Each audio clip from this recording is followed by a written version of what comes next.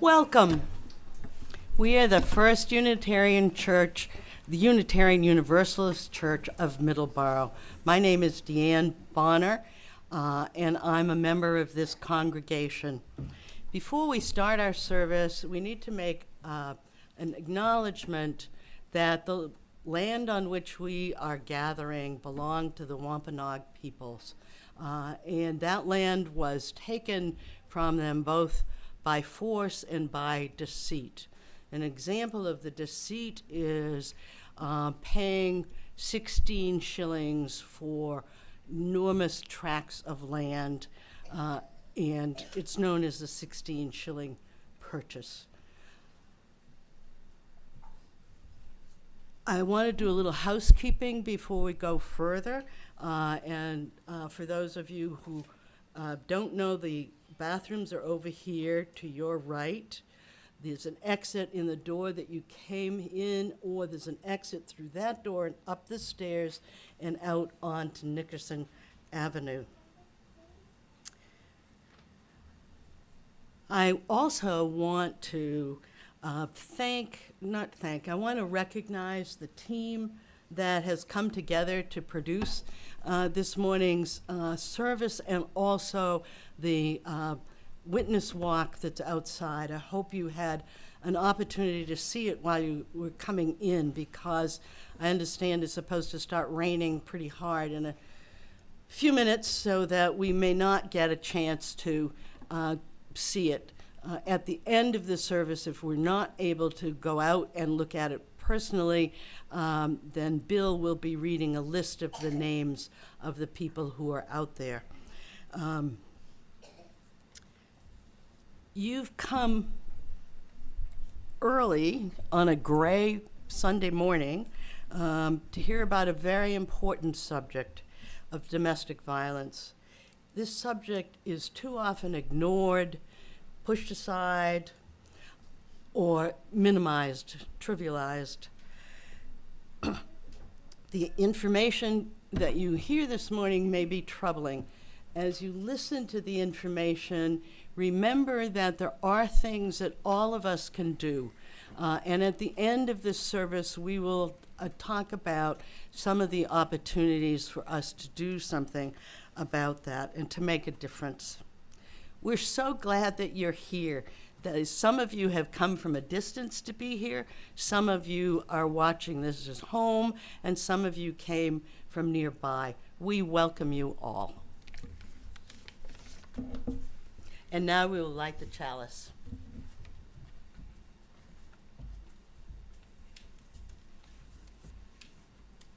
Maybe we'll light the chalice. I think you go up.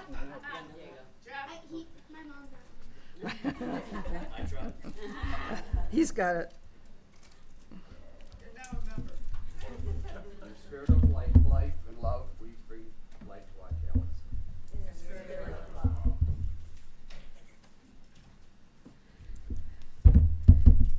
There we go.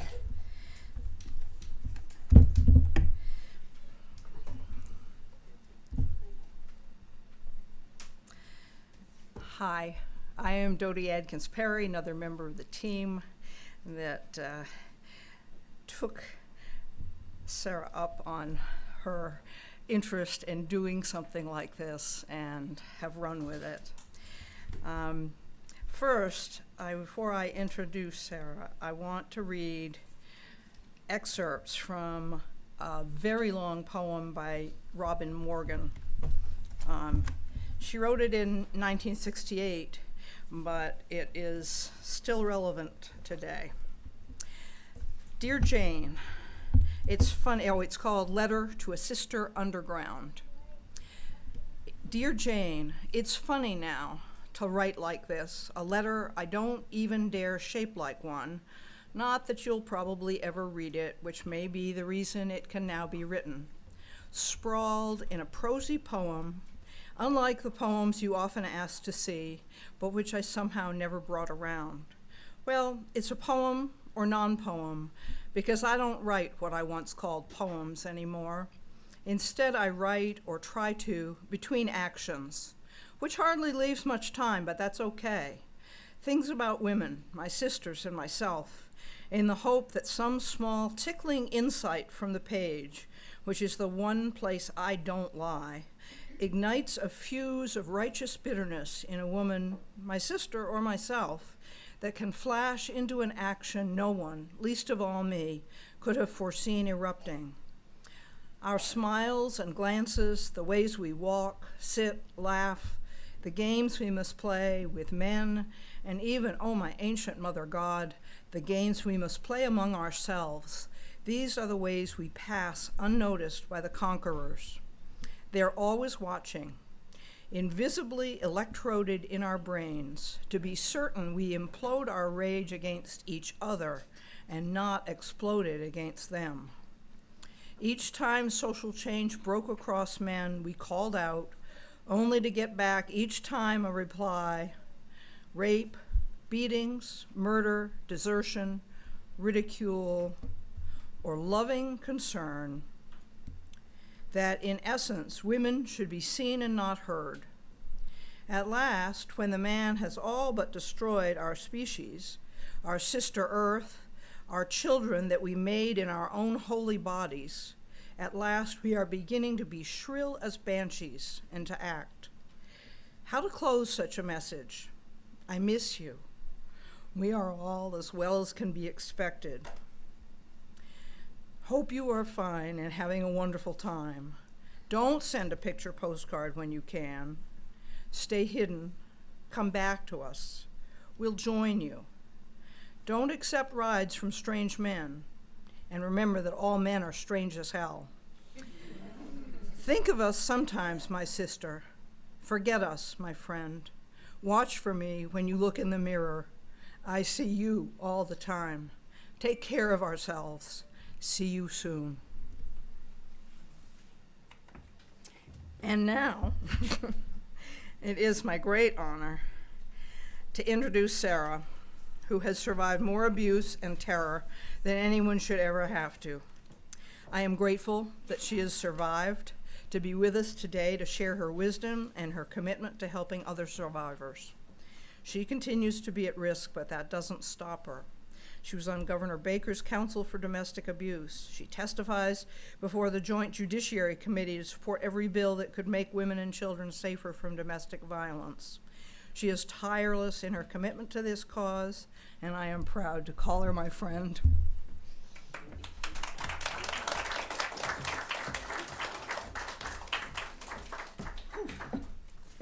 Hi guys, wow, this is happening. I'm super grateful to be here. So good morning. I stand here today no different than any of those silhouettes you had to walk by to get in this room. I just don't have the shield yet with a predictable, preventable paragraph on it. I come here as a daughter, as a mother of 3 beautiful children, a chosen aunt, a best friend, and a sister to all those women that we are honoring out on that lawn. So here I am, guys, and I'm begging you, for those listening, to have and to continue having a long overdue conversation about the active war that women all around our Commonwealth are losing. Consider this me sounding that alarm. I have to do this. I have to do this for my life, for my sisters' lives, and those suffering thinking it's just them. The day I realized this wasn't isolated, it wasn't just me, it's a plague on our community. So my name is Sarah. I'm a domestic violence survivor and an unintentional advocate. I didn't grow up in a home with domestic violence. I wasn't familiar with any parts of this topic. I was born in 1984. It's 2023, and this is still such a tough conversation for our communities to have. Why? Why is it our justice system is not willing to enforce the laws that we already have in place? When women, all ages, colors, sizes, are beaten, hunted, butchered, shot, and discarded along with our kids. Children that have mothers that are abused are not witnesses to this because they get thrown in the trenches with us. How many of my sisters have to die to spark the outrage that I feel in my body right now? There is never going to be the right type of survivor for anyone. Believe her, and if not, believe me. because I never wanted to be standing here in front of strangers talking about the active terrorism that I face along with countless others. I do this because I owe it, and so don't you, to those children and women outside, to our sisters and their families that were failed. I do this because my kids deserve to see that so much unnecessary violence is turned into courage, and after this, I hope for long-term change. I met someone that didn't open up on our first date, that it was the beginning of years where I would be stalked, harassed, violated, strangled, terrorized, traumatized, and permanently disfigured. He didn't lead with this, his incredibly long rap sheet, or the fact he was a convicted armed bank robber, escaper, kidnapper, or murderer found not guilty. And nothing about how he presented himself told me that, because none of it is my fault. Someone's actions are not the person's fault. It wouldn't be until he stole my vehicle, my dad's identity, attacked me, isolated me, and verbally, emotionally, physically, and financially abused me. He stripped me of the Sarah that my children, my family, and friends knew and loved. Because when I would break up with him, I would be terrorized. I'll give you a few quick examples. After having obtained a restraining order after experiencing violence, I pressed charges. He was released without anybody notifying me, bringing my food in and out of my house from my car, and then I turn around and hit a wall, except it wasn't a wall. It was my abuser's chest. He was in my kitchen. How's that for a scary movie? Another time, I went to Walmart to start Christmas shopping, and while bending down to look at clothes, I saw legs that were really close to me and heard, "Wow, you look great." He proceeded to follow me around the store, clenching my arm until my dad entered the store and distracted him, so I was lucky enough to leave. That's another example of why I'm standing here today. Luck. That's it. Just the opportunity and the fact that I was quick on my feet. You know, I don't know how I escaped. I usually was blacked out by that point. My mind couldn't materialize any other information. You know, there was so much going on, and nobody knows how to act in an irrational situation. You can't rationalize that. You don't know what you'll do when somebody's outside your home, determined to break in. You'd be surprised how long it takes the cops to get there. I barricade myself inside my home that never belonged to him. He ripped doors right off the hinges, broke my windows. It's been 7 years of this. This is just my circumstances. I was lucky enough that he had a criminal record, so he went to jail. This could be your neighbor, your accountant, your bank teller. There's not one size fits all, just like a survivor. An abusive man, a violent man that kills these babies that are outside, because that's what happens. They kill the babies and they kill the moms. Why should we have to die because we want to break up with somebody? There should be no such thing as an unsuccessful breakup. And the fact that there's not more community outrage is really disheartening. So it's time that we need to wake up, because this is insane. I've had all those sisters dying. It doesn't matter if they were black. It doesn't matter if they were in the tribe. It doesn't matter if they were white. Every single one I feel in my soul, because it's me. And that's a sister, and she needs to be honored. So that is why I'm here today. I am not a community organizer. I am not. I am just somebody in the community that's pissed off, to be honest. I'm angry. I'm angry at the fact that this is allowed and that I'm met with constant ridicule from the clerks, from my neighbors, from anybody. I tried to do this. This has been 2 years in the making that I've been doing this. And I went to a lot of people and just asked to use their lawn. I wasn't asking for funding. I wasn't asking for participation. I pictured myself jamming a sign in the lawn, yelling at my kids, telling them to film it. That was what my expectations were. But the reality is, thank God this church took my hand and helped me, because not a lot of people are willing to have tough conversations. So I really am so grateful for all of you doing that. I have been blamed. Every remark that has that little twitch of blame in it, for not calling the police enough, for recanting testimony, for him getting released. The common theme is somehow I deserved and asked for my mouth to be caved in. Let me be clear. If the community, the judges, the police, the clerks, the DAs, your neighbors, your family and friends don't think that women are entitled to end a relationship without having violence inflicted upon them, then you are the problem. My oldest is here today. He should not have to see his mother up here trying to bring awareness to a topic that we're already aware of. We are aware. It's been around since the dawn of time. I was held hostage for 3 days in 2018 with my newborn baby at the hands of her dad. I was strangled until I blacked out, while at the same time, it was suffocating my child with my body weight and his body weight. Somehow I got out of it, and eventually I got access to my phone. A close friend, and I texted a close friend. By the time that SWAT had formed a perimeter, I had already escaped and was running with my newborn daughter wrapped in a blanket. I had already been broken up with this man for months prior. I just want to be a mom. I did leave. I did call the police. I did go to court. I did obtain restraining orders. Today there are 40 violations that he has. Majority of them are from behind the walls of prison. Because if somebody, he's not a dumb man. He doesn't care. And why would he if the community doesn't care? Why would he care? It's accepted. Today, because I am, where is it? I'm sorry, I lost my train of thought. I am here as these women's voices outside. Because I am them and they are me. And I would hope somebody would honor me so that my kids didn't just think I was a newspaper article that said murder-suicide, woman killed. It's more concentrated on the abusive, violent man than the last few minutes of this woman's life. It's not that that's not who she is. These women that get killed, that's not who they are. They're mothers, they're daughters, they're sisters. They're part of the world, and they matter to us. Every single one needs to matter. Every silhouette out there is a body. Me, I'm the yet. I'm looking at all of you right now, with my life at risk doing this, with a man actively hunting me. And I'm not unique. That's the thing. I am not unique. I'm just loud and pissed off, so here I am. Because I see all these other women in my support groups, and we do everything. I mean, we do everything.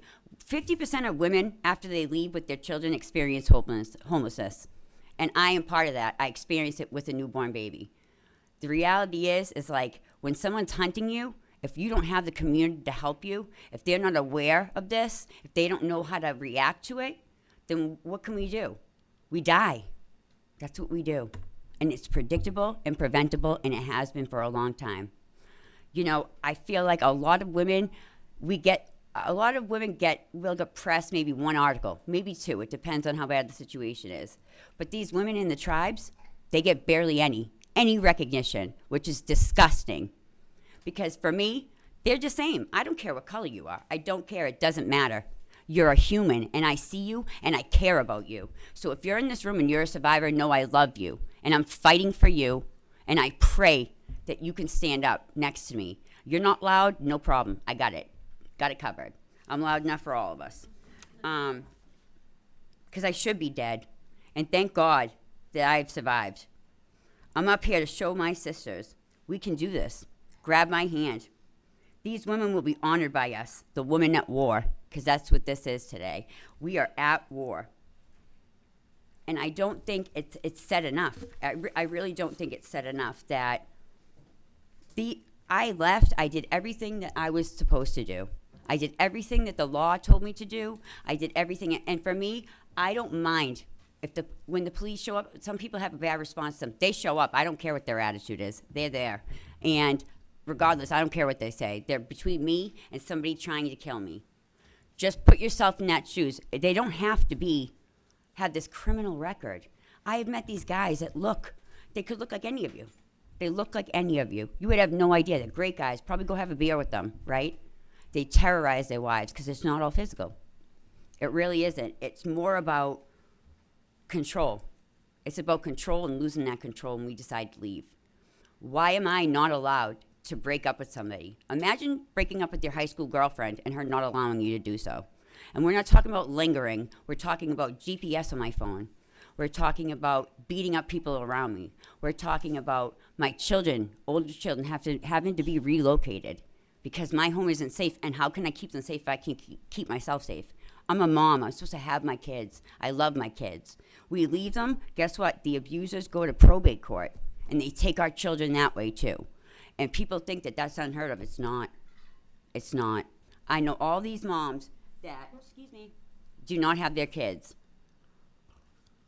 And it's not due to drug use. It's not due to their irrational behavior. It's not due to putting the kids in danger. The dad's putting the kids in danger. And I wouldn't just generalize like this unless I knew. I was raised by a single dad. I was raised by my uncles. I was raised by men. They weren't beating up their wives, that's for sure. But you know what? I'm scrappy because of that. And I know that there's men out there that care about this. So I'm calling to the men right now to tell you, we need you. We need you because we're dying. We need all of you to care because those people out there, their families were failed. They were failed. Every single one of them could have been prevented if maybe the people in the community, the justice system worked a little better. We need new laws. I guess we do. But let's just try the ones that we got already because nobody's overseeing them. Nobody. In 2014, there was something passed that said all the like the judges, the clerks, everybody had to do domestic violence training. I'd love to find out how many of them are actually doing it. Because I am telling you right now, I have never seen such atrocious behaviors than I have from the judges in the state. Just crucifying women saying, geez, God, are they ever going to stop coming back to file motions to get their kids? The answer is no, Your Honor, we aren't. We're going to keep coming. And when people are awake, hopefully enough of you will come with us. Because we're out here by ourselves, and it's really hard. It's really hard when you're screaming, and nobody can hear you. Nobody is listening. They're walking over your dead body is what it feels like. Because I just asked for, I can take a hard answer. We all can. We're dealing with brutal circumstances. But if you do it with kindness, that's all we ask for. You might not tell me what I want to hear, but treat me like a human because that's what I am. I'm a daughter and a mom. I might not be everyone's cup of tea, but I'm a human and I'm a woman. I'm a child of God. I'm supposed to be anyways. We don't get to select which people we advocate for. We don't have to have selective care. Survivors look so different. They really do. And I'm looking at so many of them in this room that do not deserve to be silhouettes. Because I care about you, sisters. I care about you all. And I'm here with you. And if I can do this, I'm just a schmuck that's in the community that's mad. You guys can do this. I don't know what I'm doing. I have no idea. Here I am, guys. Here I am. And I don't know what I'm doing. But I know that I got to try. I have to try. That way, I know I did everything I could to let these women and their families know I care. I see you. And you guys matter. Your babies matter. If your daughters are passed, they matter, and I think about them. It took me 1.5 years to research how they died by myself. Research. You know how hard that is as a domestic violence survivor going to court in 2 different counties trying to hold the same jerk accountable while I'm a single mother, while I'm just trying to recover with a broken jaw and surgery and no feeling from here down. And nothing I did deserved that. Nothing. I've been broken up with this man for almost 5 years. Why does he have the right to break through my home and beat me in the middle of the night and knock my teeth in? What did I do to deserve that? If anybody can come up with an answer, you're a problem. You're a problem. Because nothing I did deserved it. I look at my son, I'm sorry I have to embarrass you, but I love you so much. And I'm so proud of him. I'm proud of him because he's sitting here.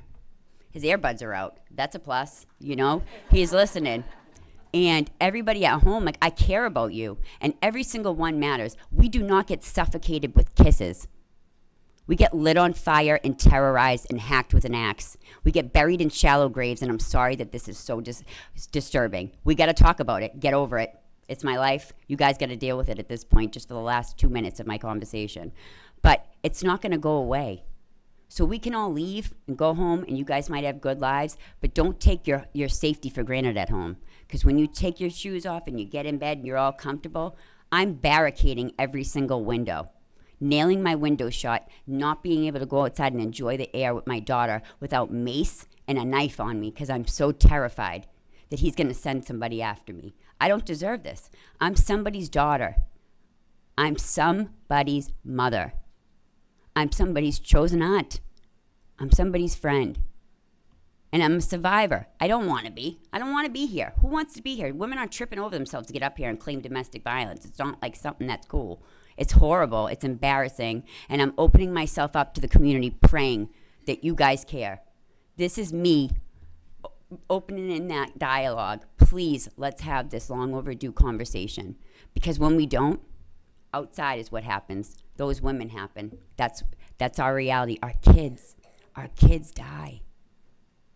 One of them out there got his throat slit by a Boston Red Sox player, which is devastating enough. But guess what? That means it can anybody can do it. He was a Red Sox player. You know, to his kid. And guess what? That kid's mother's still missing. Nobody found her. So he got left with his abusive dad that killed his mother because the response is insane. There is none.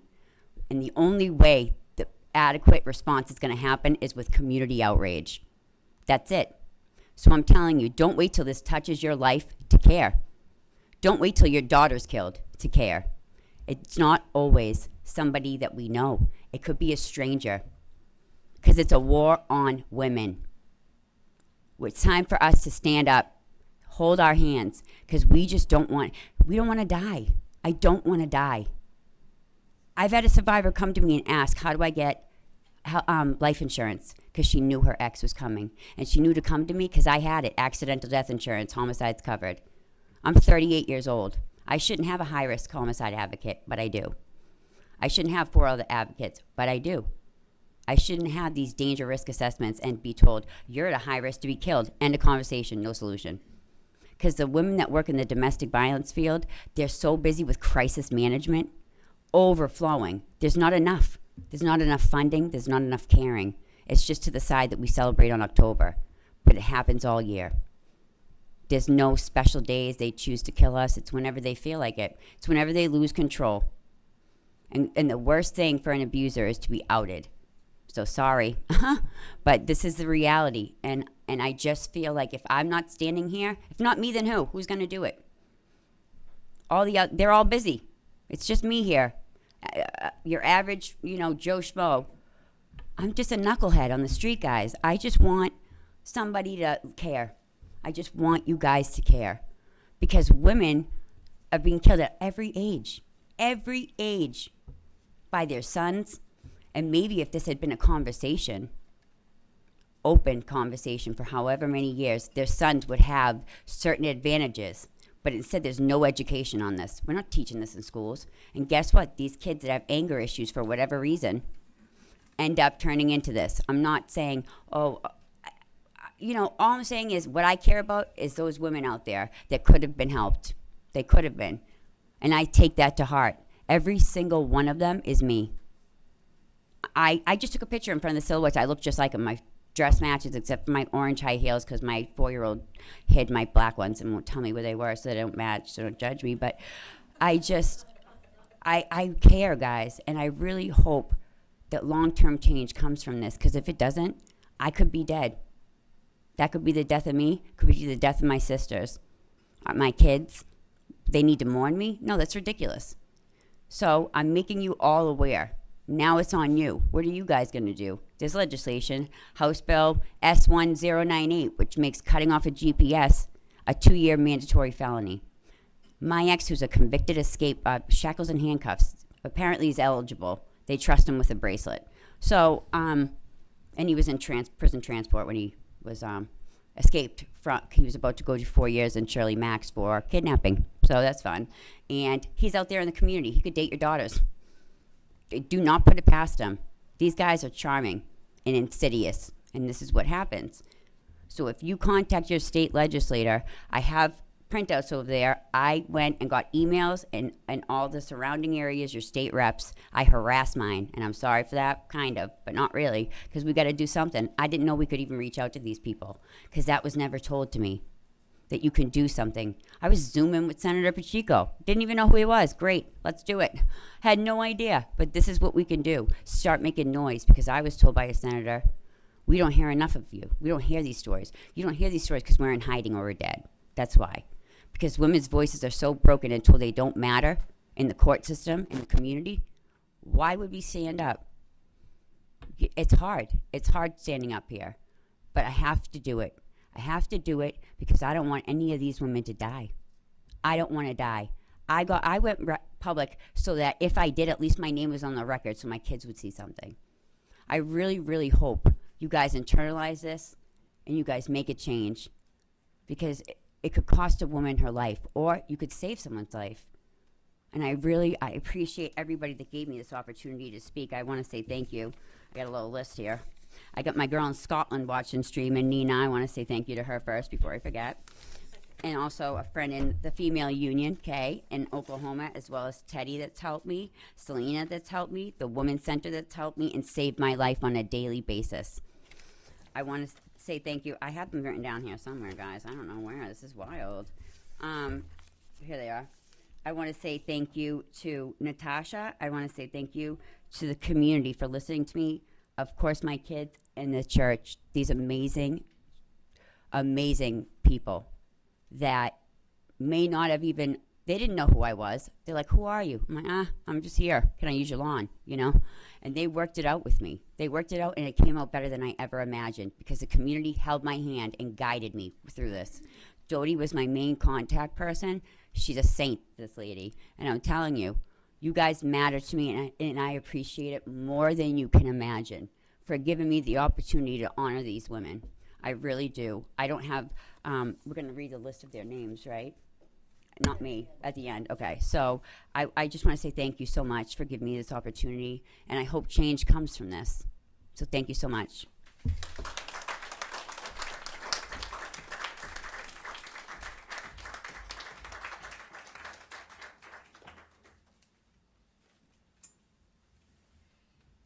Sarah, I just want to say, oh, yes. Sarah, I just want to say how moving your words were. And also that 50 years ago, I worked in a shelter for battered women for several years. And it breaks my heart that we were here hearing the same stories, hearing so little change in 50 years. We'd like to have a moment of meditation. Reverend Peter Conley will lead us in that.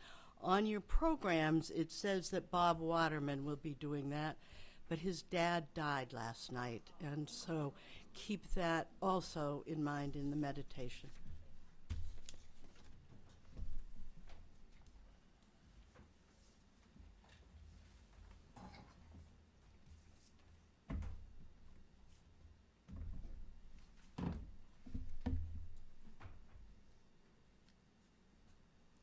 Well, thanks, Deanne, and thank you, Sarah, for your courage coming forward and strength of your words. And as Deanne said, Bob Waterman's dad died last night at the age of 95. So we'll just take a few minutes to join together in the spirit of prayer. And for those who don't know, in Unitarian Universalist tradition, prayer is not a replacement for action, but is the internal part of the action. It does not excuse us from taking action. So,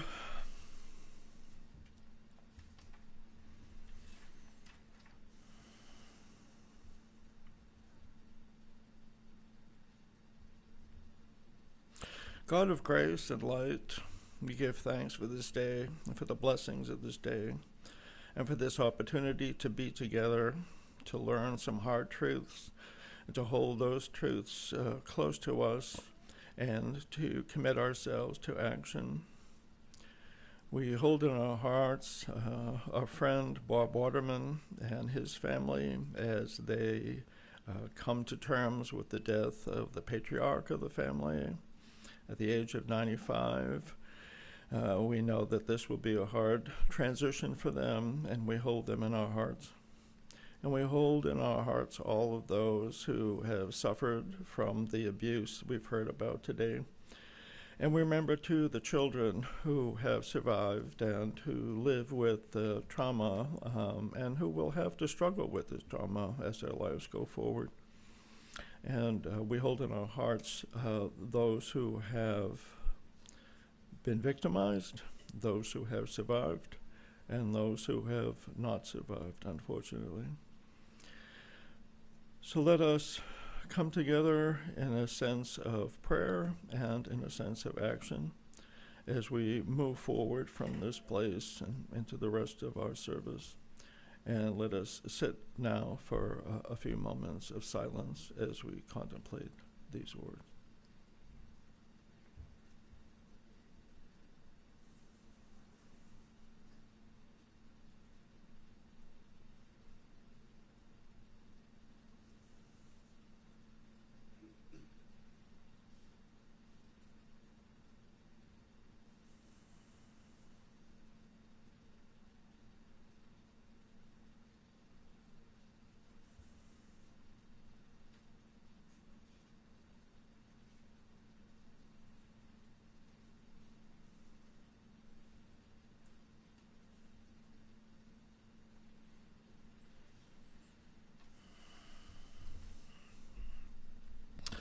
At this time of our service, we take up a collection for the work of this church and the work of this church in the community.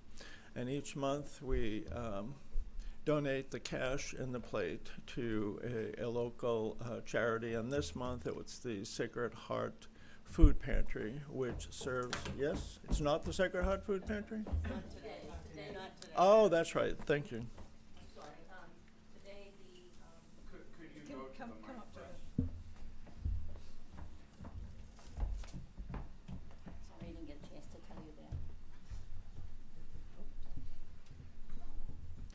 So today's donations that you give will be going to the South Shore Resource Advocacy Center. And Maddie, thank you for bringing all the materials are out there. They're an organization that assists survivors of domestic violence and provide excellent services. And they have an awful lot of information you can see over there. Also actions you can take. So please, we'll be going around with our little pots there. Yeah, they're right under the... Yeah, they're under there. And thank you in advance for your donations.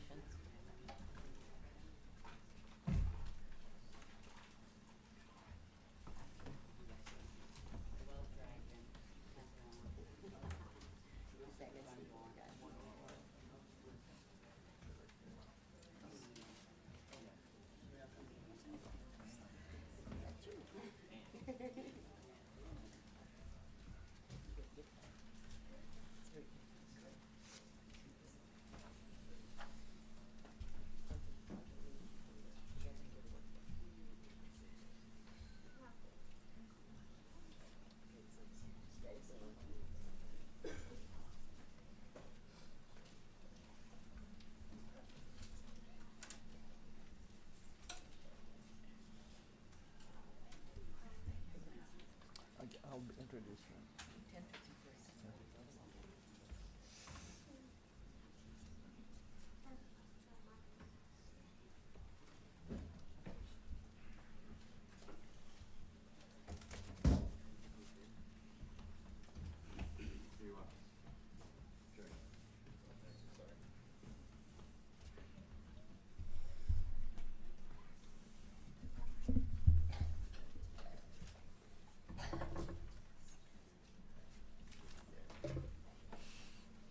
We give thanks for these gifts and may we use them wisely.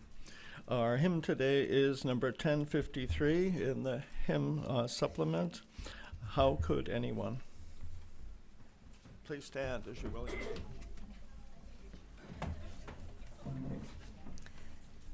I'm going to play this song through once so you get used to the tune. And those of you who know the tune, if you want to hum along the first time, that would be great. And then we'll sing the song twice. The words are very meaningful. Hope you find them, that's all.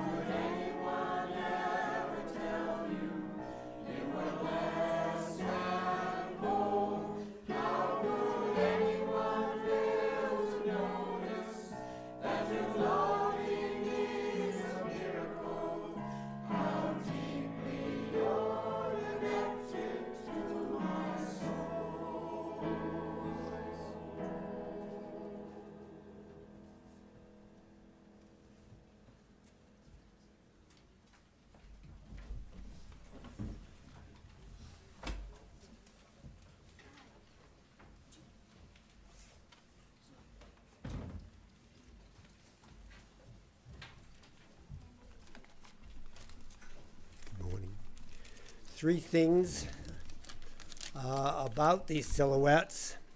The team that presented today. Wait a minute, Bill. Yes. There's more pieces to go, right? Okay, good. I was told that I was next, but I was. Karen from SSRAC is going to speak. Okay, sorry.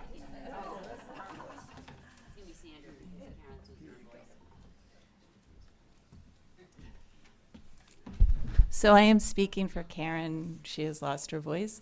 My name is Sandra. I am the director of South Shore Resource and Advocacy Center. So I want to thank everyone today for being here. And Sarah, I am so proud of you.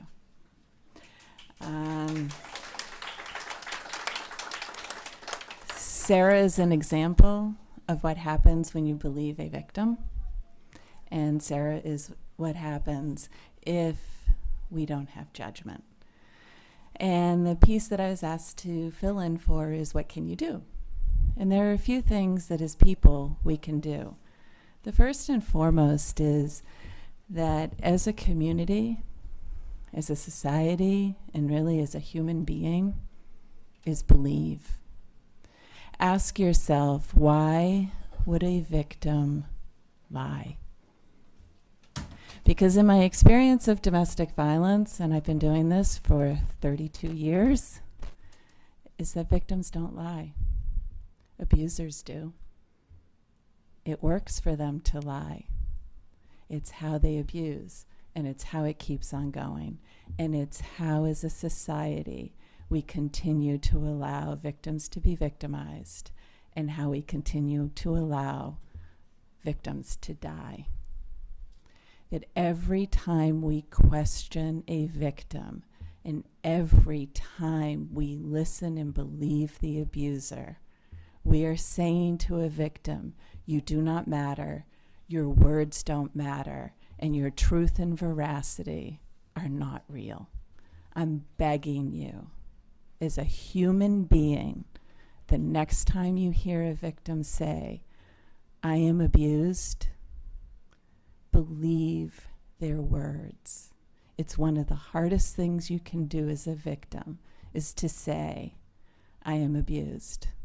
It's one of the hardest things to do, to reach out and ask for help. Because when you are abused, the person that you are disclosing the abuse about is someone you once loved, or do love, currently love, or a person that you might have children with, and a person that you might have to engage with. And what we know about domestic violence is that it's about power and control, and that the more control we give the abuser, the more we are allowing women's lives to hang in the balance, and the more we are allowing women to die. One death is way too many. That lawn out there is way too many. So what can we do? Start looking as a society and as a community is, how do we hold offenders accountable? With understanding our various cultural norms and how we live our lives, that we all have the capability to hold an offender accountable. And what that means is believe the victim and let the offender know that they can't do this, that they are wrong, that no one deserves to be abused, and there are no circumstances in anybody's life that we can say that an abuser has the right to abuse, that an abuser has the right to gain power and control within a relationship, whether it's through words, through actions, through violence, through sexual assault, or through financial and economic abuse. We have the right to stand up and hold offenders accountable, because every time you hold an offender accountable, the actions you are taking is you are changing societal and cultural norms by saying, you know what? I don't believe you. I believe the victim. So as a community, let's start believing the words of victims. Let's stand up for survivors and say, we believe you, we hear you, we see you, and for every offender, hold them accountable. And there's help for offenders. There are batterer intervention programs that teach offenders how not to be violent. There are programs that will teach an offender that they have losses by being abusive, that there are losses to being abusive, and that we hold judges and clerks and district attorneys and other community members accountable when they fail to believe an abuser. I mean, a victim, I'm sorry. When they fail to believe a victim. And that is how we start, is that if you hear someone not holding an abuser accountable, let them know. You know what? The abuser is the person who's wrong here, not the victim. The other things we can do is just in your own everyday personal life, if you have a friend, a family member, listen to what the victim is telling you. Support them, help them, and hear everything that person is saying and say, you know what? You don't deserve this. You never did, and you never will, and I am here to help you. Listen without judgment and offer to help. Offer to help. And then there's also programs like South Shore Resource and Advocacy Center. And what we do is we actually are free and confidential. We provide services 24 hours a day, 7 days a week. We have an emergency hotline. We have staffing Monday through Friday. And we have emergency backup. And we have emergency safe homing, where we provide safe homes for people who are fleeing and at risk. And one of the biggest issues that we have today is we can't find housing. That victims are facing homelessness at a greater rate than I've ever seen. That more victims are homeless now because they cannot afford rents, they cannot afford to live. Our cost of living and the cost of rents are way too high for so many people. And so we provide emergency safe homing, we have a transitional housing program, and we have a food pantry, we provide individual counseling, we provide support groups, we provide community resources where we go out into the community and meet people where they are living, and we have a host of advocates. And I want to give a shout out to Maddie and Karen, because both of them, I have to tell you, are some of the most amazing women I have ever worked with.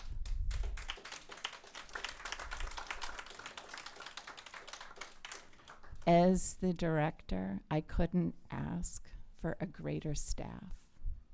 And so when you tell someone to contact South Shore Resource and Advocacy Center, I can guarantee you that they are going to get on the other side one of the most supportive and welcoming voices ever.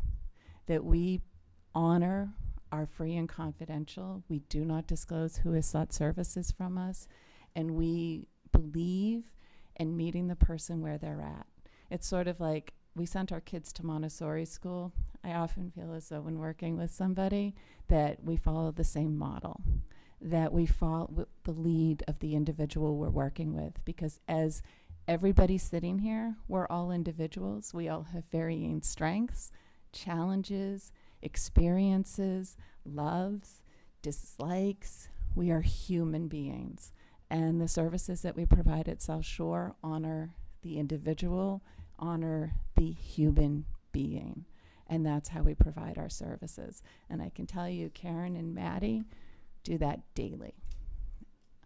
And so if you know someone who's being abused, send them our way. We have a court-based advocacy program, civilian police advocacy program, a homicide bereavement program, and a host of other services that we provide. And we do also have a food pantry, as well as a clothing closet, and a small children's program. And honestly, one of my favorite things is getting to be with kids, the kids who come in. And so that's all I have to say. But again, and Karen just reminded me, volunteer. We always need volunteers. We have a host of volunteer activities that people can do. One of the things that we do at South Shore is if you volunteer, we actually ask you, what would you like to do? What are your strengths? And what would you like to give back? And we have people who do hotline. We have people who do the clothing closet, the food pantry, going out into the community. We do have a small teen dating violence program where we have someone who goes into the schools to educate around violence and healthy relationships. But I actually rely on your strengths and your experiences, because when people volunteer, you bring your strengths and your experiences to the agency. And those are things that really help us. We have one volunteer who, she keeps me focused. She makes sure that I send out all of my thank you notes. She makes sure that she keeps me very, very organized, and she keeps the agency incredibly organized. So we take her organization skills and utilize them. And so if you would like to volunteer, just reach out. All the information is over there. And again, thank you. And Sarah, thank you.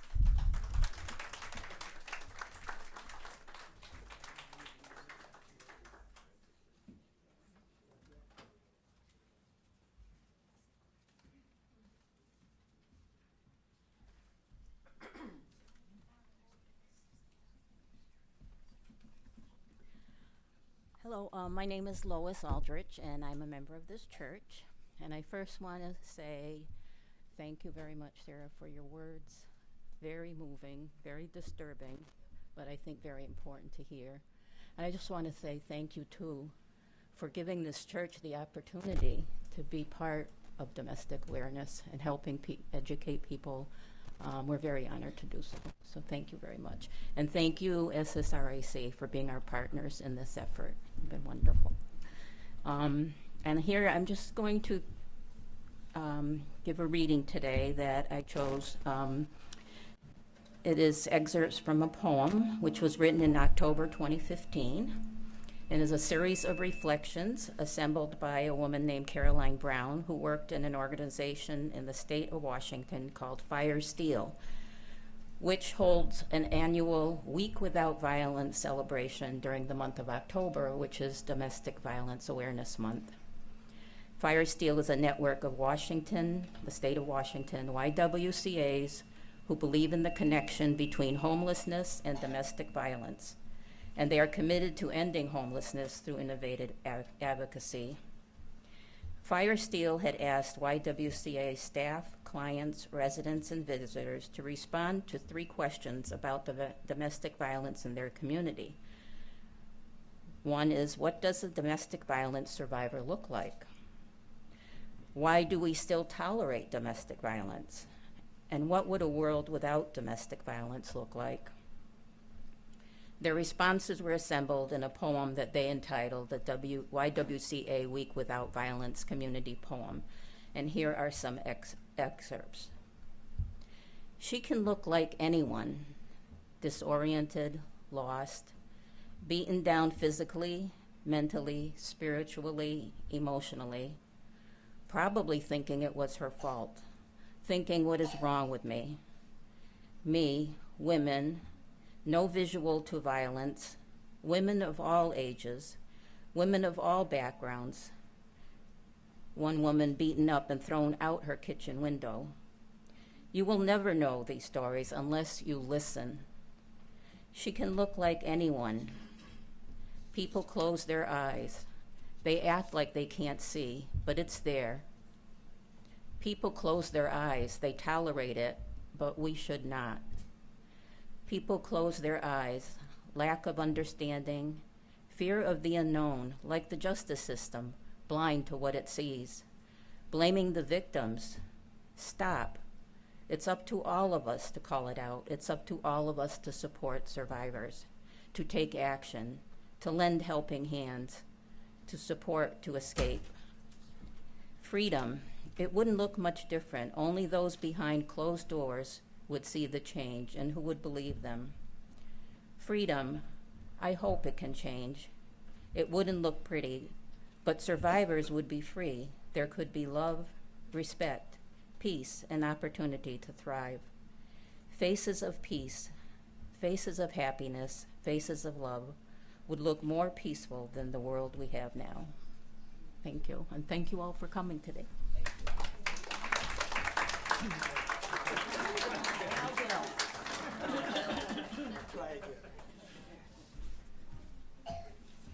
Sarah mentioned Senate Bill 1098, and that would be one thing I would think that we could all, absolutely do.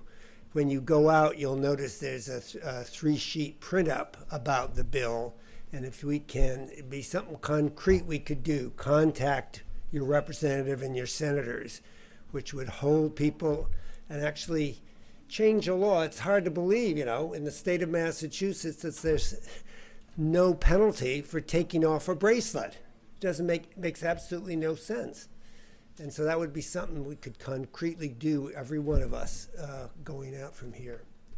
The silhouettes outside were made by all of the presenters, as well as Sarah and her friends, and SSRAC and a group, and really became a team because we didn't know exactly how to do it when we started out. But thanks to Jim Bonner, who proved to be among his many talents, a master carpenter, we figured it out and we actually came together around the job. So it turned out really well.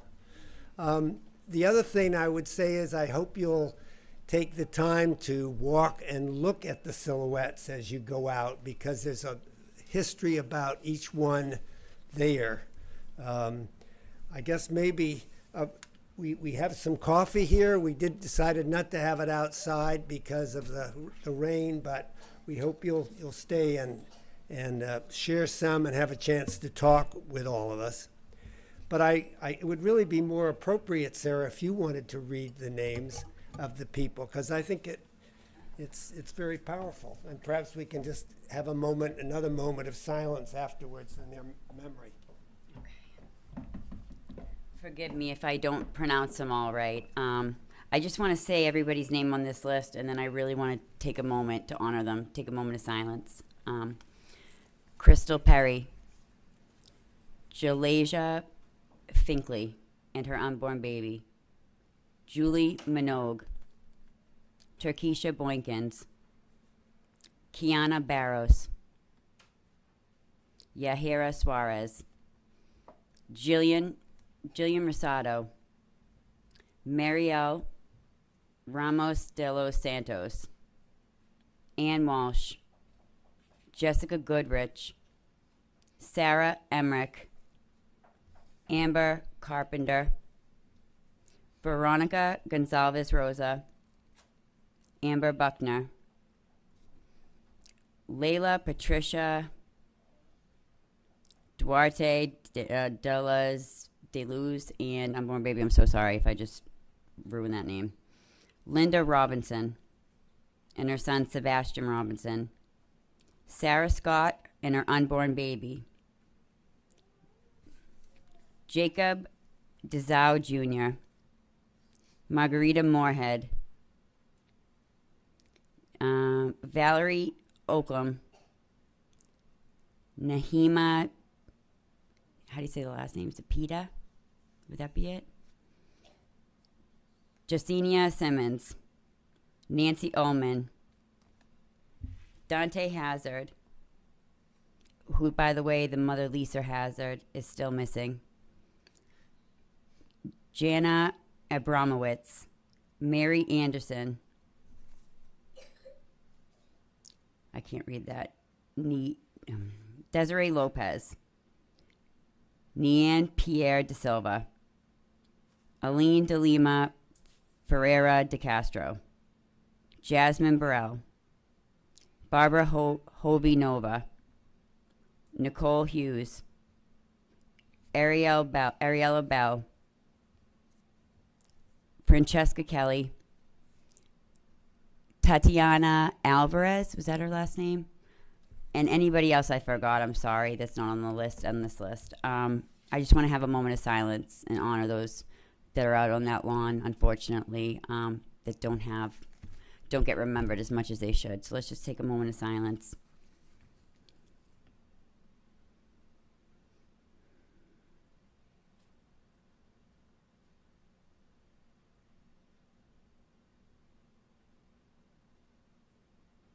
Thank you, guys. Thank you so much for coming.